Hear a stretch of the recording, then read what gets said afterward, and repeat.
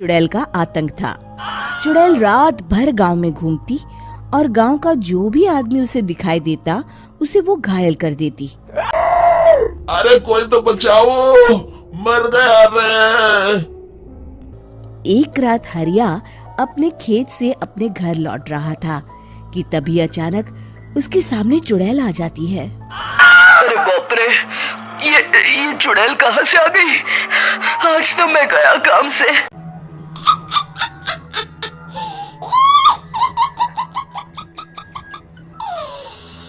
आज मुझे मेरा शिकार मिल गया।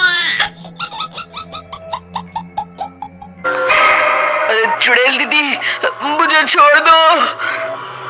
जैसे ही चुड़ैल हरिया की तरफ बढ़ती है, हरिया वहाँ से भाग जाता है और अपने घर के दरवाजे पे पहुँचता है। अरे भगवान, जल्दी से दरवाजा खोलो, मेरे पीछे चुड़ैल पड़ी है। अरे आप इतना हाफ क्यों रहे हैं? अरे मेरे पीछे चुड़ैल पड़ी है, आज तो मैं बाल बाल बच गया। जल्दी से सभी दरवाजे और सभी खिड़कियों को बंद करके बत्ती बुझा दो। अरे वो आदमी कहाँ गायब हो गया? मैं भी देखती हूँ आखिर कब तक बचेगा। मैं अपने शिकार को इतनी आसानी से नहीं छोड़ती। इतना कहकर चुड़ैल वहाँ से चली जाती है। वहीं दूसरी तरफ हरिया और उसकी पत्नी दोनों अपने घर की खिड़की से ये सब देख रहे होते हैं। अरे बाप रे, ये तो बड़ी डरावनी चुड़ैल थी। अगले दिन ये बात आग की तरह पूरे गांव में फैल जाती है और धीरे धीरे लोग चुड़ैल के डर के मारे शाम होते ही अपने घरों से बाहर निकलना बंद कर देते हैं। कुछ दिनों के बाद भाई, मैंने तो इस चुड़ैल के डर के मारे रात को अपने खेतों को पानी देना बंद कर दिया है। कहीं मेरी फसल सूख गई तो मैं तो कहीं का नहीं रहूंगा। साहूकार का कर्जा कैसे चुकाऊंगा?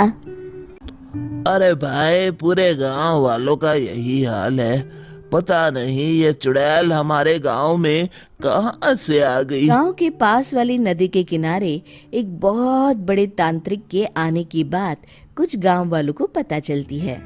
वो लोग जाके ये बात गांव के मुखिया को बताते हैं।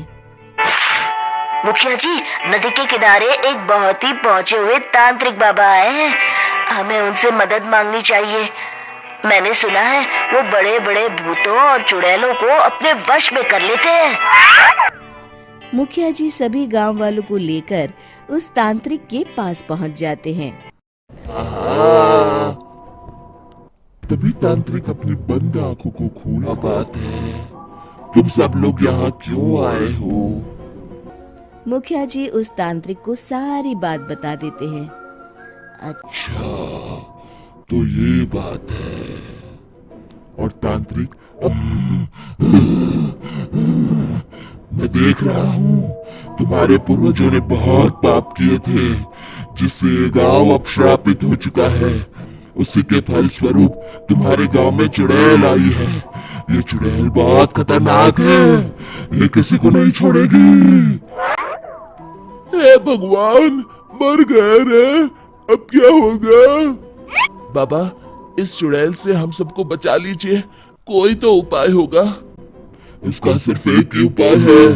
सभी गांव वालों को बारी बारी हर दिन अपनी आधी फसल उस पहाड़ी के ऊपर बनी काली गुफा में छोड़ के आनी होगी। तभी उस चुड़ैल की भूख मिटेगी और श्राप का प्रभाव खत्म हो जाएगा और तुम सब जिंदा बच जाओगे। सभी गांव वाले उस तांत्रिक की बात को मान लेते हैं। रोज उस गांव के लोग बारी बारी से अपनी आधी फसल उस काली गुफा के पास जाकर रखाते। कुछ दिनों बाद हरिया की बारी आती है। बाप रे, आज तो मेरी बारी है उस काली गुफा में जाने की। क्या करूं, वो तो बड़ी खतरनाक चुड़ैल है। मेरे तो हाथ पैर कांप रहे हैं। देखो जी, संभल के जाना और किसी भी हालत में शाम। भगवान, मैं क्या वापस आऊंगा? लगता है अब तो मेरी खबर ही आएगी। इतना कहकर हरिया वहां से चला जाता है। रास्ते में जंगल से गुजरते हुए हरिया की बैलगाड़ी का एक चक्का बड़े गड्ढे में फंस जाता है। हे भगवान, अब ये क्या मुसीबत है। हरिया नीचे उतर के पूरी ताकत से अपनी बैलगाड़ी को गड्ढे से निकालने की कोशिश करता है। बहुत देर मेहनत करने के बाद हरिया की बैलगाड़ी उस गड्ढे से बाहर निकल जाती है। हे भगवान, अब तो शाम होने वाली है। आज तो मैं गया काम से। जैसे तैसे हरिया काली गुफा में पहुंच जाता है। अरे मर गया रे, यहाँ तो चारों तरफ डरावना माहौल है। मैंने यहाँ आने में बहुत देर कर दी, कहीं चुड़ैल नाराज ना हो जाए। हरिया अनाज की बोरियां वहां रख के जैसे ही जाने लगता है, तभी उसे किसी के आने की आवाज सुनाई देती है। हरिया एक कोने में छुपकर अंदर देखने लगता है। चुड़ैल वहां आती है और फिर अपने चेहरे से नकली चुड़ैल का मुखौटा निकाल देती है। हरिया ये देख के हक्का बक्का रह जाता है। तभी चुड़ैल कहती है, भैया यहाँ आना, आज तो बहुत अनाज आया है। इसे मिलाकर अब हमारे पास ढेर सारा अनाज जमा हो गया है। कल ही हम इसे शहर में बेच आएंगे और माला माल हो जाएंगे।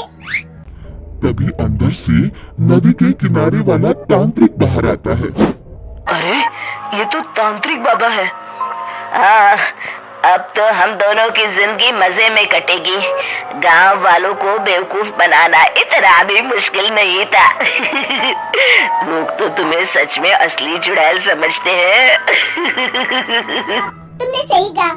अब ये गांव वाले चुड़ैल के डर से जिंदगी भर इस काली गुफा में अनाज पहुंचाते रहेंगे।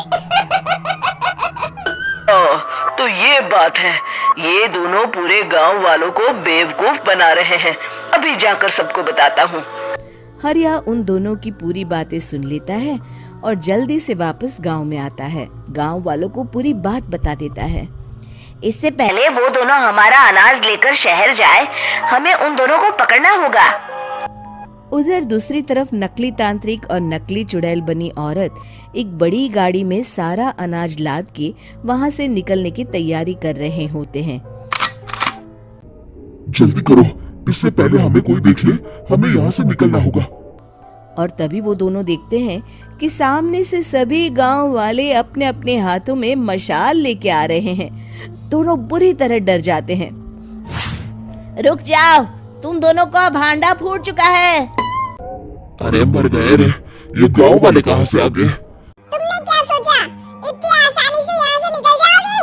ये अनाज हमने अपने खून पसीने से दिन रात खेतों में मेहनत करके उगाया है। माफ कर दीजिए, हम दोनों एक नंबर के कामचोर हैं। बिना मेहनत किए पैसे कमाना चाहते थे। हाँ, अब हम आगे से मेहनत मजदूरी करके पैसे कमाएंगे। हमें कुछ मत करना, हमें छोड़ दीजिए। इतना कह के दोनों गांव छोड़ के भाग जाते हैं और सभी गांव वाले फिर से खुशी खुशी रहने लगते हैं। शिक्षा तभी तो कहते हैं कि किसी भी समस्या का समाधान केवल सूझबूझ से ही करना चाहिए और कभी हिम्मत नहीं हारनी चाहिए। दोस्तों